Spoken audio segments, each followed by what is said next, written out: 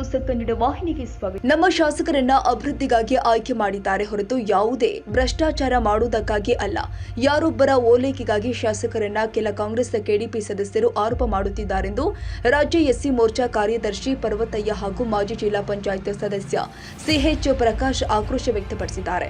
ಜಂಟಿ ಸುದ್ದಿಗೋಷ್ಠಿಯಲ್ಲಿ ಮಾತನಾಡಿ, 2 ದಿನಗಳ ಹಿಂದೆ ಕಾಂಗ್ರೆಸ್ನ ಕೆಡಿಪಿ ಸದಸ್ಯರು ಬೇಲೂರಿನ ಶಾಸಕರು ಆದ ಸುರೇಶ್ ಅವರು ಅಧಿಕಾರಿಗಳ ಮೇಲೆ ದರ್ಪ ತೋರುತ್ತಿದ್ದಾರೆ ಹೊರತು ಯಾವುದೇ ಅಭಿವೃದ್ಧಿ ಕಾರ್ಯವನ್ನ ಮಾಡ್ತಾ ಇಲ್ಲ.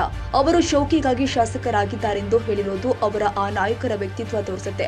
ನಮ್ಮ ಶಾಸಕರು ಆದ ನಂತರ ಪ್ರತಿ ಇಲಾಖೆ ಎಲ್ಲ ಇಲಾಖೆ ಅಧಿಕಾರಿಗಳ ವಿಶ್ವಾಸ ಪಡೆದು ಉತ್ತಮ ಕೆಲಸ ಮಾಡಿಸಿದ್ದಾರೆ. ಜಡ್ಡು ಹಿಡಿದಿರುವ ಅಧಿಕಾರಿಗಳಿಗೆ ಚಾಟಿ ಬೀಸುವ ಮೂಲಕ ಅವರಿಂದ ಕೆಲಸ ಮಾಡಿಸಿದ್ದಾರೆ. ಇದು ಕೆಲವರಿಗೆ ಇರಿಸು ಮುರಿಸಾಗ್ತಾ ಇದೆ.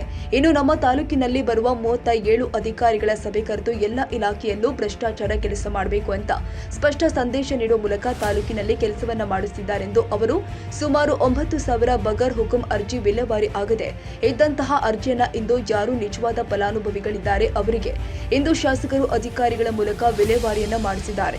ಈಗಾಗಲೇ ಸರ್ಕಾರ ಇಲ್ಲದಿದ್ರೂ ಕೂಡ ಸರ್ಕಾರದಿಂದ ಇವರು ತಾಲೂಕಿನ ಅಭಿವೃದ್ಧಿಗಾಗಿ ಹಣವನ್ನ ತಂದು ಅಭಿವೃದ್ಧಿ ಮಾಡಿರುವುದಕ್ಕೆ ಹಲವಾರು ದಾಖಲೆಗಳು ನಮ್ಮ ಬಳಿ ಇದೆ. ಕೆಡಿಪಿ ಸಭೆಯನ್ನ ನಮ್ಮನ್ನು ಆಹ್ವಾನಿಸದೆ ಏಕಪಕ್ಷವಾಗಿ ಇವರೇ ನಿರ್ಧಾರ ತೆಗೆದುಕೊಂಡಿದ್ದಾರೆ ಎಂದು ಅವರ ಆರೋಪ ಸತ್ಯಕ್ಕೆ ದೂರವಾಗಿದೆ. ಇಲ್ಲಿಯ ತನಕ ಉಸ್ತುವಾರಿ ಸಚಿವರ ಕೆಡಿಪಿ ಸಭೆಯನ್ನ ಕರೆದಿಲ್ಲ. ಇನ್ನು ಶಾಸಕರು ಕೆಡಿಪಿ ಸಭೆ ಕರೆಯಲು ಚುನಾವಣೆ ನೀತಿ ಸಂಹಿತೆ ಇದ್ದಿದ್ರಿಂದ ಕರೆಯಲು ಆಗಿಲ್ಲ ಎಂಬುದು ಅವರಿಗೆ ಮನವರಿಕೆ ಆಗಬೇಕು. ಹಲವಾರು ವರ್ಷಗಳಿಂದ ಕೋಳಿ ಅಂಗಡಿಗಳ ತೆರವಿಗೆ ಯಾರು ಮುಂದಾಗದಿದ್ದಾಗ ಶಾಸಕರು ಸ್ಥಳೀಯ ಅಧಿಕಾರಿಗಳ ವಿಶ್ವಾಸ ಪಡೆದುಕೊಂಡು ತೆರವು ಮಾಡಿದ್ದಾರೆ. ಅಧಿಕಾರಿಗಳ ವರ್ಗಾವಣೆ ದಂಧೆಯನ್ನ ಯಾರು ಮಾಡುತ್ತಿದ್ದಾರೆ, ಯಾರು ಅಧಿಕಾರಿಗಳನ್ನ ಇಲ್ಲಿಗೆ ತಂದು ಹಾಕುತ್ತಿದ್ದಾರೆ ಎಂಬುದನ್ನ ತಾಲೂಕಿನ ಜನತೆಗೆ ತಿಳಿದಿದೆ.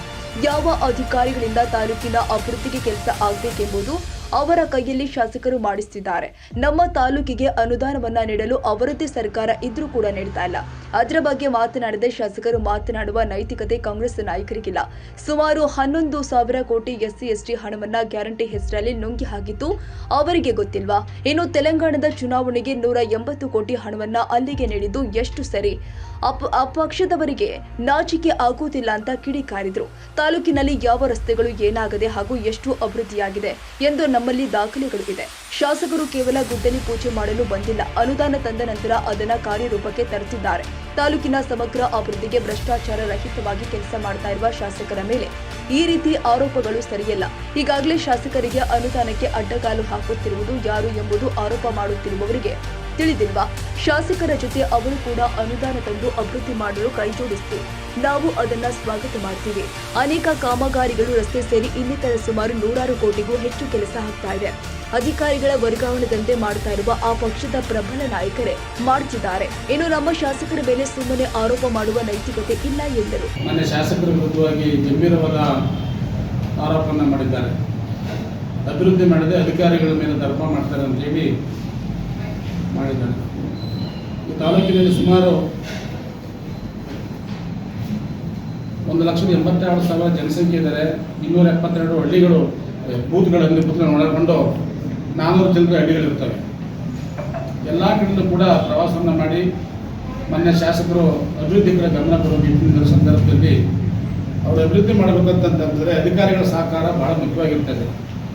ತುಂಬ ವರ್ಷಗಳಿಂದ ಬೇರೆ ಬಿಟ್ಟಂಥ ಅಧಿಕಾರಿಗಳು ಭ್ರಷ್ಟಾಚಾರವನ್ನು ಮಾಡ್ತಾ ಇದ್ದು ಹಿಂದೆ ಇದ್ದಂಥ ಶಾಸಕರಿಗೆ ಎದುರದೇ ಇದ್ದರು.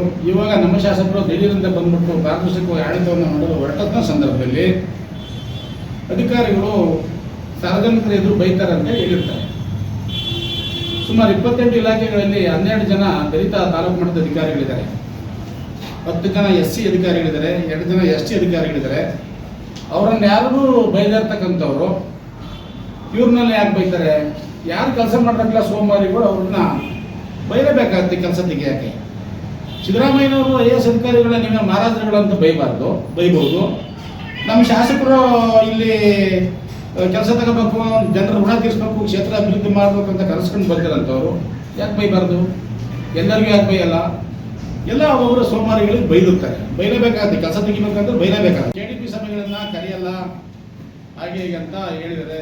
ಏಕಪಕ್ಷೀಯವಾಗಿ ತೀರ್ಮಾನವನ್ನು ತಗೊಳ್ತಾರೆ ಅಂತೇಳಿ ಅದನ್ನು ಕೂಡ ಹೇಳಿದ್ದಾರೆ.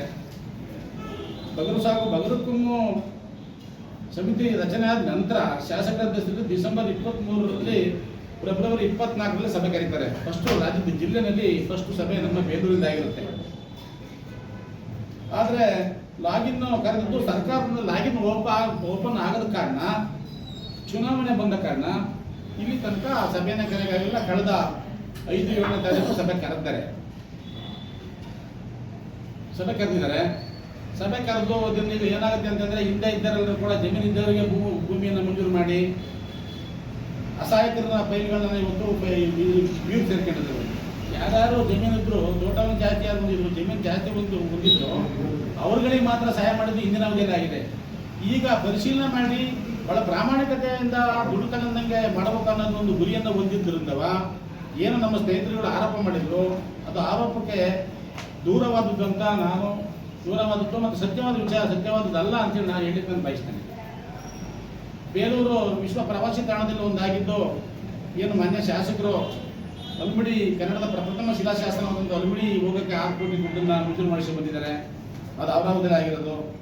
ಮತ್ತು ಹೊಳೆಬೀದಿಯಿಂದ ಚಂದ್ರಸ್ವಾಮಿ ದೇವಸ್ಥಾನಕ್ಕೆ ರಾಯಪುರದ ಅಂತರ್ಗಡಮ ದೇವಸ್ಥಾನದಿಂದ ಬರ್ತಕ್ಕಂಥ ಇದಕ್ಕೆ 35.54 ಕೋಟಿಯನ್ನು ದುಡ್ಡನ್ನು ಮಾನ್ಯ ಶಾಸಕರೊಟ್ಟಿಗೆ ನಾನು ಸತೀಶ್ ಜಾರಕಿಹೊಳಿ ಸಾಹೇಬ್ ಮನೆ ಬಂದ ಸಂದರ್ಭದಲ್ಲಿ ನಮ್ಮ ಪಕ್ಷದವ್ರನ್ನು ಬಿಟ್ಟು ನಾವು ನಿಮಗೆ ಜಾಸ್ತಿ ಅನುದಾನ ಕೊಟ್ಟಿದ್ದೀವಿ. ಸುಮಾರು 75 ವರ್ಷ ಕಳೆದರೂ ಕೂಡ ವಿಶ್ವ ಪ್ರವಾಸಿ ತಾಣದಿಂದ ಇದರಲ್ಲಿ ಅಂಬೇಡ್ಕರ್ ಭವನದ ಪಕ್ಕದಲ್ಲಿ ಸುಮಾರು 35 ವರ್ಷಗಳಿಂದ ಕೋಳಿ ಅಂಗಡಿ ಇತ್ತು. ಕೋಳಿ ಅಂಗಡಿ ತೆರವು ಮಾಡಿಸೋ ವಿಚಾರನ ನಮ್ಮದೇ ಸಮುದಾಯದ MLAಗಳು ಬಂದರೂ ಕೂಡ ಅದನ್ನು ಮಾಡೋಕ್ಕೆ ಸಾಧ್ಯವಾಗಿರಲಿಲ್ಲ. MLAಗಳು SC/ST ಹಿತರಕ್ಷಣಾ ಸಭೆಗಳಲ್ಲಿ ಆಯಿತು ನೋಡೋಣ ಅಂತ ತೀರ್ಮಾನ ಕಾಲಾವಕಾಶ ಕೊಟ್ಟ ತಕ್ಷಣ ಅವ್ರು ಕೋರ್ಟ್ಗೆ ಹೋಗಿ ಬರೀದ್ರು. ಅದನ್ನು ಹಿಂದೂ ಮತ್ತೆ ಅಧಿಕಾರಿಗಳೊಟ್ಟಿಗೆ ಒಳಗೂಡಿ ಶಾಸಕರು ಅದನ್ನು ತೆರವು ಮಾಡಿಸಿದ್ದಾರೆ. ಇದನ್ನು ಹೇಳ್ಬೇಕಲ್ಲ ಅವರು. ಇದನ್ನು ಹೇಳಿದ್ರೆ ಬೇರೆ ಏನೋ ಹೇಳಿದ್ರೆ ಅವರು ಸೋಕಿಯಾಗಿ ಇದು ಮಾಡ್ತಾರೆ, ಮೀಟಿಂಗ್ ಕರಿತಾರೆ, ತಿರುಗ್ತಾರೆ ಅಂತ ಹೇಳಿದ್ರೆ ಅವರು ಹಾಂಗ್ಕಾಂಗ್ ಹೋಗಿರಕ್ಕಲ್ಲ, ಬ್ಯಾಂಕಾಗಿ ಹೋಗಿಲ್ಲ, ಥೈಲ್ಯಾಂಡ್ಗೆ ಹೋಗಿಲ್ಲ ಮಸಾಜ್ ಮಾಡಿಸ್ಕೊಳಕ್ಕೆ. ಅವರು ಕ್ಷೇತ್ರದ ಜನರಿಗೆ ಒಂದು ಡೆಂಗ್ಯೂ ಮಾರಕ ರೋಗ ನಿಂತಿದೆ ಅಂತ ಒಂದು ಇದರಲ್ಲೂ ಕೂಡ ಅವರು ಜನರನ್ನ ಕಷ್ಟಗಳನ್ನ ಕೇಳೋ ಇದರಲ್ಲಿ ನಿಟ್ಟಿನಲ್ಲಿ ಅವರು ಭಾಗಿಯಾಗಿದ್ದಾರೆ. ಏನು ನಮ್ಮ ಸ್ನೇಹಿತರು ಹೇಳಿದಾರಲ್ಲ, ಇವತ್ತು ಅಧಿಕಾರಿಗಳನ್ನ ವರ್ಗಾವಣೆ ಮಾಡೋದು, ಅಧಿಕಾರಿಗಳನ್ನ ತರೋದು ನಮ್ಮ ಶಾಸಕರ ಕೈಲಿಲ್ಲ. ಬಂದಂಥ ಶಾಸಕರ ಕೈ ಕೆಲಸ ತಗೋಬೇಕು ವಿನಃ ಸರ್ಕಾರ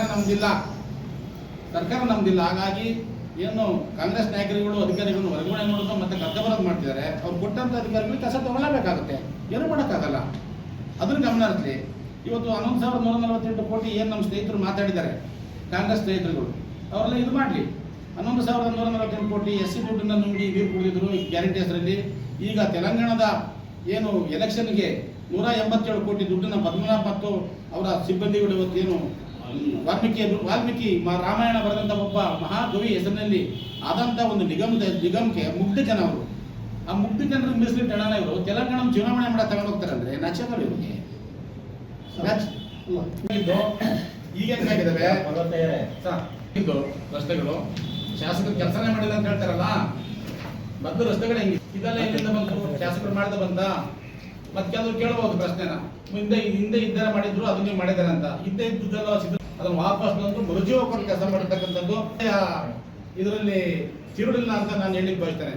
ಇನ್ನೊಂದು ದೇವಸ್ಥಾನದ ವಿಚಾರಕ್ಕೆ ಬಂದಾಗ, ಅಡ್ಡಗಾರರ ವಿಚಾರಕ್ಕೆ ಏನು ಈ ಪ್ರಿಕ್ರೂಟ್ಮೆಂಟ್ ಮಾಡಬೇಕು ಅಥವಾ ಹರಾಜು ಮಾಡಬೇಕು ಅಂತ ಹೇಳಿರೋದು ನಮ್ಮ ಶಾಸಕರಲ್ಲ.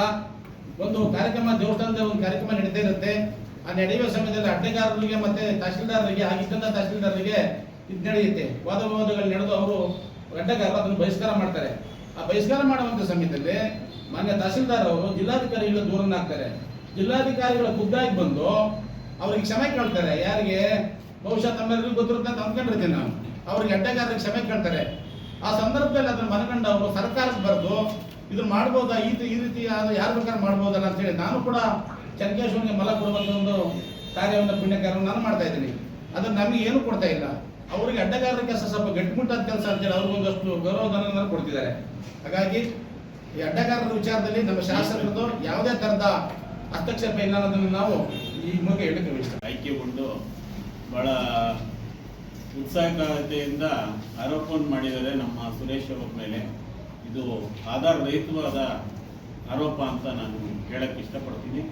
ಜೊತೆಗೆ 28 ಇಲಾಖೆಯ ಪ್ರಗತಿಯ ಪರಿಶೀಲನೆ ಮಾಡುವ ಸಂದರ್ಭದಲ್ಲಿ ಅವರು ನೋಡ್ಬೋದು ಯಾವ ರೀತಿ ಕೆಲಸಗಳಾಗಿದ್ದಾವೆ, ಏನು ಹಿಂದೆ ಇತ್ತು, ಗುರಿ ಏನಿತ್ತು, ಎಲ್ಲ ಇಲಾಖೆಯಲ್ಲೂ ಸಮಗ್ರವಾಗಿ ಕೆಲಸವನ್ನು ಮಾಡೋ ಒಂದು ಚಾಕಚಕ್ಯತೆ ನಮ್ಮ ಶಾಸಕರಿಗಿದೆ ಅಂತ ಈ ಸಂದರ್ಭದಲ್ಲಿ ಹೇಳ್ತಾ, ಜೊತೆಗೆ ಈಗಾಗಲೇ ಸತೀಶ್ ಜಾರಕಿಹೊಳಿ ವಿಶೇಷವಾಗಿ ನಮ್ಮ ಬೇಲೂರಿಗೆ ಟ್ರಾಫಿಕ್ಕಿನ ಸಮಸ್ಯೆ ಬಗೆಹರಿಸೋಕ್ಕೆ ಪ್ರಾಮಾಣಿಕವಾಗಿ ಈ ಒಂದು ಕೆಲಸ ಮಾಡಿಕೊಡೋಕ್ಕೆ, ಮಳೆ ಬೀದಿ ಕೆಲಸ ಮಾಡಿಕೊಡೋಕ್ಕೆ ಸಹಾಯ ಮಾಡ್ತಾ ಇದ್ದಾರೆ.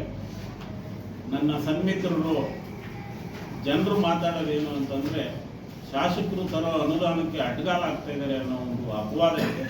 ಅದರ ಬೇಲೂರಿನ ಅಭಿವೃದ್ಧಿಗೆ ಅವರು ಸಹಕಾರ ಕೊಡಬೇಕು ಅಂತ ವಿನಂತಿ ಮಾಡಿಕೊಡ್ತಾರೆ.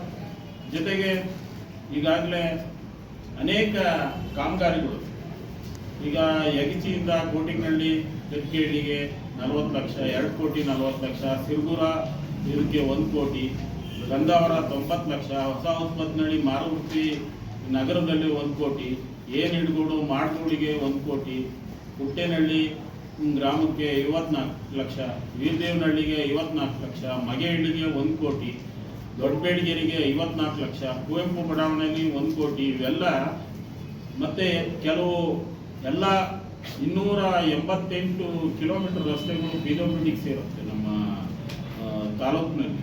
ಅದರಲ್ಲಿ ಸುಮಾರು ಎಲ್ಲ ರಸ್ತೆಗಳು ಗುಂಡಿ ಮುಚ್ಚೆ ಕೆಲಸಗಳನ್ನು ಮಾಡಿದ್ದಾರೆ. ಸುತ್ತ ಜಂಗತ್ತಿಗೆ ಕೆಲಸಗಳು ಈಗ ಶಿವರಾಮ್ ಅವರು ಒಂದು ಆರೋಪ ಮಾಡ್ತಾರೆ, ಕ್ಯಾಂಡಿಡೇಟ್ ಇದ್ದಾರೆ, ಅವರೇ ಮಾಡ್ಬೇಕಲ್ಲ. ಶಿವರಾಮ್ ಅವರು ಡಿಫಿಕೆಟ್ ಇದ್ದಾರೆ, ಅವ್ರು ಪ್ರಬಲ ಇರತಕ್ಕಂಥ ನಾಯಕರು. ಅವರು ಕಾಂಗ್ರೆಸ್ ಸರ್ಕಾರದಲ್ಲಿ ಅಧಿಕಾರಿಗಳು ತರೋರು ಅವರೇ, ಕಳಿಸೋರು ಅವರೇ, ನಮ್ದೇನಲ್ಲ. ಈಗ ಅಧಿಕಾರಿಗಳು ಬರೋಲ್ಲ, ಇಲ್ಲಿ ಬಹಳ ಶಾಸಕರು ಸ್ಟ್ರಿಕ್ಟ್ ಆಗಿದ್ದಾರೆ ಅಂತ ಅವ್ರ ಮೇಲೆ ಅವರಿಗೆ ದುಬ್ಬಲ್ ಬಿದ್ದಿರ್ಬೇಕು. ಹಾಗಾಗಿ ಈ ರೀತಿ ವರ್ಗಾವಣೆಯಲ್ಲಿ ಶಿವರಾಮ್ ಗೊತ್ತಿಲ್ಲ.